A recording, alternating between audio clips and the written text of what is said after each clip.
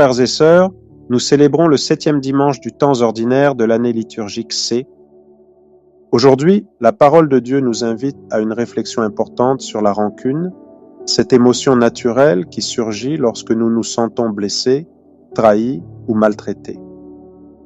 Bien que la rancune puisse sembler légitime dans certaines situations, elle nous éloigne de l'amour du Christ et nous enferme dans une spirale de haine et de division. Mais l'Évangile nous appelle à un autre chemin, celui du pardon et de la miséricorde, un chemin difficile, mais celui qui conduit à la véritable liberté. Dans la première lecture, nous voyons David face à la tentation de la vengeance. Saül, l'ancien roi, est jaloux de la popularité de David et en colère contre lui. Pourtant, David choisit de ne pas répondre à la haine par la haine. L'occasion de tuer Saül se présente, mais David laisse à Dieu le soin de juger. Cela nous pousse à réfléchir. Combien de fois avons-nous été tentés de répondre à la douleur par la rancune? Que ce soit dans nos familles, au travail ou en communauté, la rancune s'installe souvent après une trahison ou une injustice. C'est une réaction humaine, mais notre foi nous invite à dépasser ce réflexe et à choisir le pardon.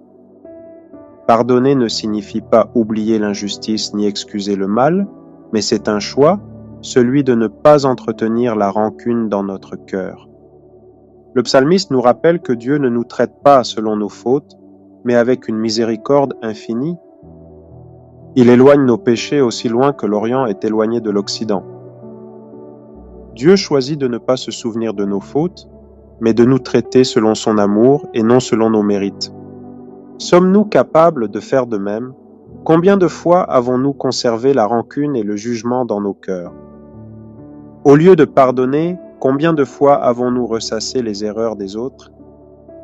Dieu pourtant nous montre un chemin différent, celui d'oublier les torts, de libérer notre cœur de la colère et du ressentiment. Saint Paul nous invite à passer de l'homme terrestre, marqué par le péché et la rancune, à l'homme céleste, restauré à l'image du Christ. Ce changement ne se fait pas en un jour.